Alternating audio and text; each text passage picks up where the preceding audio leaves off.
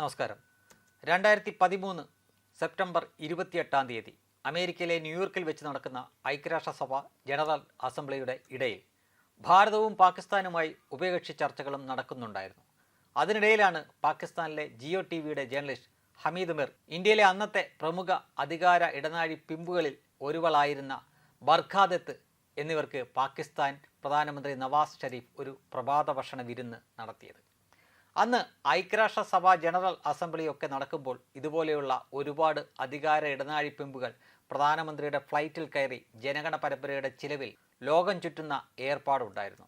ചോറും കൂറും ഷരീഫ്മാരുടെ അടുത്തായതുകൊണ്ട് ചോറിവിടെയും കൂറവിടെയും എന്ന് പറയാൻ പറ്റില്ല. വിരുന്നിനിടയിൽ ഇന്ത്യൻ പ്രധാനമന്ത്രി മൻമോഹൻ സിംഗ് ആയിരുന്നു പരദൂഷണ വിഷയം. അദ്ദേഹത്തെ കളിയാക്കാനും തമാശ പറയാനും ബർഖയും ഷെരീഫും മത്സരിച്ചു. വഴിക്ക് മൻമോഹൻ സിംഗ് വെറും ഒരു ദേഹട്ടി ഔറത്താണെന്ന് ഷെരീഫ് തട്ടിവിട്ടു. വിവരമില്ലാത്ത ഗ്രാമീണ സ്ത്രീ, പരദൂഷണക്കാരി, ഇവിടെ പറയേണ്ടത് അവിടെ പറയുന്ന വിദ്യാഭ്യാസമില്ലാത്ത കിളവി എന്നൊക്കെ അർത്ഥം വരുന്ന ഒരു ഹിന്ദി ഉറുദു വിശേഷണമാണിത്. പാകിസ്ഥാനെപ്പറ്റി, ഇവരുടെ ഇരട്ടത്താപ്പുകളെപ്പറ്റി ബറാക്ക് ഒബാമയോട് മൻമോഹൻ സിംഗ് എന്തോ പരാതി പറഞ്ഞതായിരുന്നു അത് പറയാനുള്ള കാരണം. അന്ന് അങ്ങനെയൊക്കെ ആയിരുന്നല്ലോ. നമ്മൾ ബറാക്ക് ഒബാമ മാമയോട് പരാതി പറയുന്നു, മാമൻ ഷെരീഫ് മോനെ നമ്മുടെ മുന്നിൽ വെച്ച് കണ്ണുരുട്ടുന്നു, നമ്മൾ പോയി കഴിയുമ്പോൾ അവർ ഐസ്ക്രീം വാങ്ങി കഴിക്കുന്നു, കൊടുക്കുന്നു തുടങ്ങിയ ഇനം കലാപരിപാടികളൊക്കെ അക്കാലത്തുണ്ടായിരുന്നു. പിന്നീട് അബ് കി ബാർ ട്രംപ് സർക്കാർ എന്ന് അവൻ്റെയൊക്കെ നെഞ്ചത്ത് കയറി നിന്ന് മുദ്രാവാക്യം വിളിച്ചു കൊടുക്കാനും ചങ്കൂറ്റമുള്ളവർ ഭരണത്തിൽ അന്ന് എത്തിയിട്ടില്ലായിരുന്നു.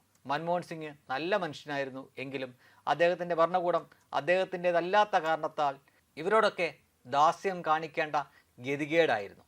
എന്തായാലും ദേഹത്തെ ഔറത്ത് എന്ന പരാമർശം ബർഖാദത്ത് ആരോടും പറഞ്ഞില്ലെങ്കിലും ഹമീദ് മീർ പുറത്തു പറഞ്ഞു. പത്രക്കാർ ഏറ്റെടുത്തു.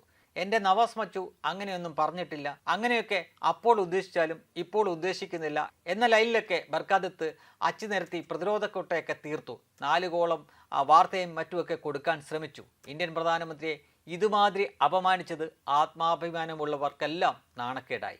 മൻമോഹൻ സിംഗിനെ അയാൾ ചീത്ത വിളിച്ചെങ്കിൽ വിളിച്ചോട്ടെ എന്ന മട്ടായിരുന്നു വിദേശകാര്യമന്ത്രി സൽമാൻ ഖുർഷിദിനും അന്നത്തെ ഇന്ത്യയുടെ സർവാധിദളവയായ പളനിയപ്പൻ ചിദംബരത്തിനും.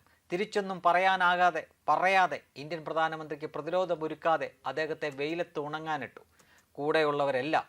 നവാസ് ഷെരീഫിന് മറുപടി വന്നത് അങ്ങ് ഗാന്ധിനഗറിൽ നിന്നാണ്. എൻ്റെ പ്രധാനമന്ത്രിയെ അപമാനിക്കാൻ നിനക്ക് എങ്ങനെ ധൈര്യം വന്നടാ? അദ്ദേഹവുമായി നയങ്ങളുടെയും നിലപാടുകളുടെയും കാര്യത്തിൽ വ്യത്യാസമുണ്ടാകാം, പക്ഷേ ഞങ്ങളുടെ രാഷ്ട്രത്തിൻ്റെ പ്രധാനമന്ത്രിയെ അപമാനിച്ചാൽ വെറുതെ ഇരിക്കുമെന്ന് കരുതേണ്ട. നവാസ് ഷെരീഫിന് മുഖത്തടിച്ച മറുപടി പറഞ്ഞത് മറ്റാരുമല്ല, അന്നൊരു സംസ്ഥാന മുഖ്യമന്ത്രി മാത്രമായിരുന്ന നരേന്ദ്ര ദാമോദർ ദാസ് മോദിയാണ്. ഭാരതത്തിലെ ഏറ്റവും ബഹുമാന്യമായ നേതാക്കളിൽ ഒരാൾ എന്നാണ് ഡോക്ടർ മൻമോഹൻ സിംഗിനെ നരേന്ദ്രമോദി വിശേഷിപ്പിച്ചത്.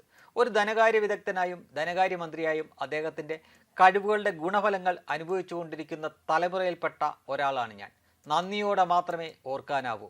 ഏതെങ്കിലും പാരൽ കോളേജിലെ അധ്യാപകനായോ അല്ലെങ്കിൽ അണ്ടി ആഫീസിലെ കണക്കെടുത്തുകാരനായോ യൗവനം കളഞ്ഞ ശേഷം പൂട്ടിപ്പോയ അണ്ടി ആഫീസിന് മുന്നിലെ കലിങ്കിലിരുന്ന് വൈകിട്ട് ബീഡി വലിച്ച് കുറിച്ച് ചത്തു പോകേണ്ടി വരുമായിരുന്ന ക്ഷുഭിത യൗവനങ്ങളെ ഓൺസൈറ്റ് യാത്രയിൽ ബിസിനസ് ക്ലാസ് സൗകര്യങ്ങളുടെ കുറവുകളെപ്പറ്റിയും ആംസ്റ്റർഡാമിലെ ടൊലിവ് തോട്ടങ്ങളുടെ വർണ്ണരാജിയെപ്പറ്റിയും കാലിഫോർണിയയിലെ ചുവന്ന വീഞ്ഞിൻ്റെ സട്ടിൽ നോട്ടുകളെപ്പറ്റിയും സംസാരിക്കാറാക്കിയത് ഡോക്ടർ മൻമോഹൻ സിംഗ് എന്ന മനുഷ്യനാണ്.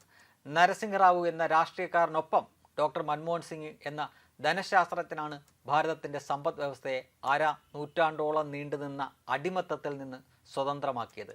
വാജ്പേയി സർക്കാർ അത് മുന്നോട്ട് കൊണ്ടുപോവുകയും ചെയ്തു. ഹോൾഡിംഗ് ദ ഫോർട്ട് എന്ന ഒരു പ്രയോഗമുണ്ട് ആംഗലേയത്തിൽ. ഉത്തരവാദിത്തപ്പെട്ട ഒരാളില്ലെങ്കിൽ താൽക്കാലികമായി അധികം നാശങ്ങൾ ഉണ്ടാക്കാതെ കോട്ടയെ തൽക്കാലം സംരക്ഷിക്കുക എന്നതാണ് അതിനർത്ഥം. അതിലുപരിയായി ആലോചിക്കാവുന്ന കവിത്വം ഹോൾഡിംഗ് ദ ഫോർട്ട് എന്ന വാക്യത്തിനുണ്ട്. ഭാരതമെന്ന കോട്ടയെ 22 മെയ് 2004 മുതൽ 26 മെയ് 2014 വരെ തകർന്നു പോവാതെ ഒരു യന്ത്രമനുഷ്യനെ പോലെ കെട്ടിപ്പിടിച്ചു നിന്നതിനാണ് പ്രജാപതിയുടെയും മകൻ്റെയും അന്താരാഷ്ട്ര കഴുകന്മാരുടെയും ആഭ്യന്തര ചെട്ടി വാണിഭക്കാരുടെയും എല്ലാം കടുതപ്പുലി ആക്രമണങ്ങളിൽ നിന്ന് ആ മനുഷ്യൻ പ്രധാനമന്ത്രി പദത്തെ നാണം കെട്ടും പിടിച്ചു നിന്നു ഒന്നിറങ്ങിപ്പോയിരുന്നെങ്കിൽ എന്ന് ആലോചിച്ച് യുവകുമാരന്മാർ മുഖത്ത് പാർലമെന്റിലെ ബില്ലുകൾ വലിച്ചു കീറി എറിഞ്ഞപ്പോൾ പോലും മിണ്ടാതെ സഹിച്ച് ആ മനുഷ്യൻ 2014 മെയ് മാസം 26 വേണ്ടി കാത്തുനിന്നു. അർഹതപ്പെട്ടവൻ കയറി വന്നപ്പോൾ സമാധാനത്തോടുകൂടി ശാന്തതയോടുകൂടി ചെങ്കോൽ കൈമാറി മാറി നിന്നു. അതിനുശേഷം ഒരു വിവാദത്തിലുമില്ലാതെ വിശ്രമിച്ചു. ഡിയർ സാർ, ഒരു ഭാരതീയൻ്റെ അവസാന സല്യൂട്ട്.